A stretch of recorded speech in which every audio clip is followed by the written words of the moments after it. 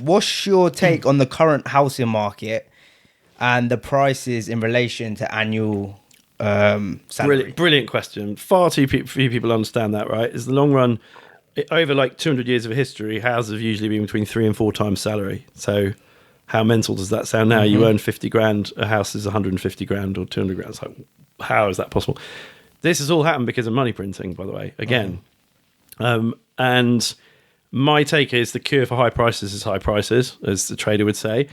I don't think it's going to happen immediately, but I think what that's another one. People say, oh, house prices always go up.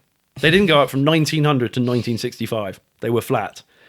They've gone up since the early 70s because we came off the gold standard and we've printed shitloads of money, right? So it was between real and nominal. Very few people understand that. I'm actually quite bare. So I rent an amazing house and it costs me roughly 2% of...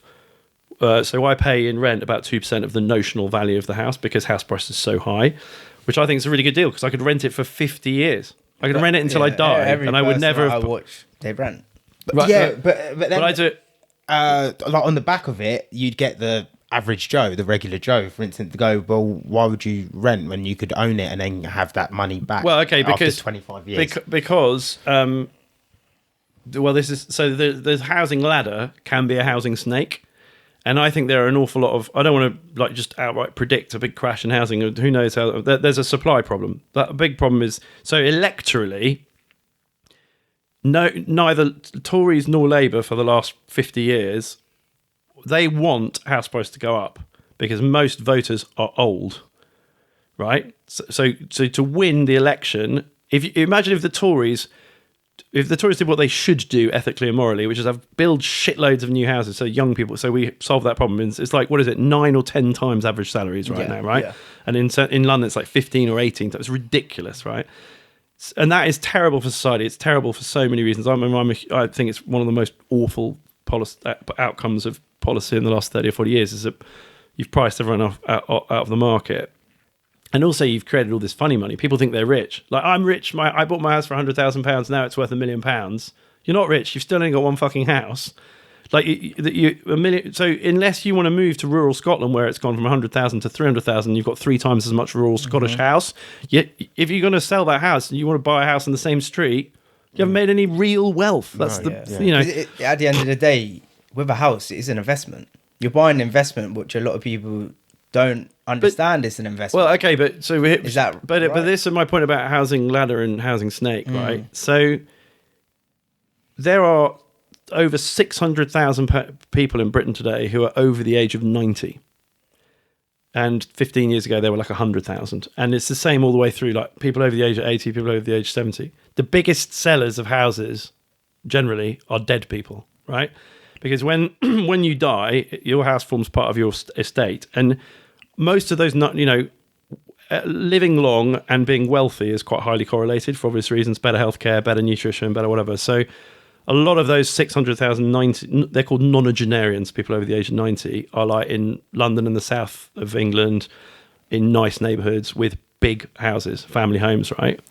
So there's going to be hundreds of thousands of family homes. Because when somebody who's 93 dies, if you've got more than one kid, unless you have one kid who can afford it or who wants that house, 9 times out of 10, that person becomes a seller of the house into the market because there are 3 kids and one of them can't afford to buy the other 2 out and they all want the money. Let's say the house worth £1 million, they all want their 300 grand from inheritance, right? There's the government tax in as well.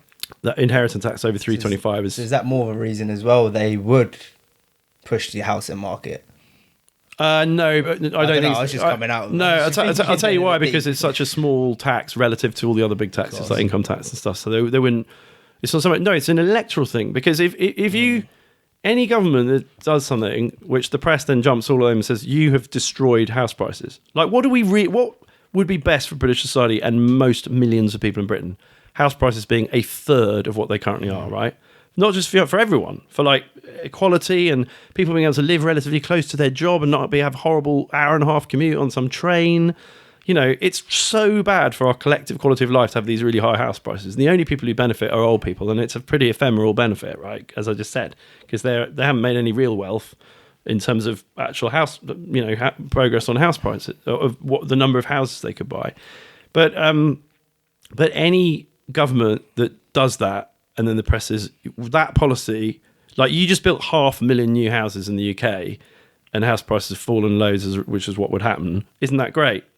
No, because Tories get in by loads of 75-year-olds who have expensive houses voting for them, right? And actually, Labour have got to be really careful of it too. So until there are too few young people that are voters. Lots of young people don't vote, and there are fewer young people than there are in Britain. There's shitloads of old people in Britain, right? So old people benefit from high house prices. They're the people who win elections. No politician's ever going to take this. That's the problem we're in, right? It's a pretty intractable problem. That's the problem with democracy. Winston Churchill said it's the worst form of government ever invented, apart from all the other ones, which is kind of true, right? So, but the reason I think the market, the cure for high prices, is that governments are going to start struggling to hold this back. Is that 600,000, 90-something people are going to die in the next few years, and most of them are going to be sellers of houses, right? Following that, X million people in their 80s are going to start dying and selling houses. And there's just going to be this, I don't think any amount of immigration and Syrian refugees and people coming to this country, they're not going to be buying £2 million houses in Hampshire or Surrey or Devon or whatever, right? So I think there's just going to be this massive oversupply of... I was going to say, because we're building a lot of houses. Yeah. We're not building anywhere near enough, though. No. No. No. Oh, we're not? No. No. That's why We're there's such a big rush. Yeah, that's why. So we're adding a huge amount to the population, mainly through immigration, but we're not. So that's why prices are going up, because there's partly because of interest rates, which has obviously changed in the last couple of years. But there's a lack of supply, and there's whenever there's loads of demand and not enough supply, price goes up. Yeah. But what I'm saying is the supply dynamic's going to change. It'll flip. Yeah. It's going to We flip. end up producing too much, and Well, just look around. So where I live in the middle of Hampshire, right? And there are so many houses around me, family homes, that are currently lived in by really old people.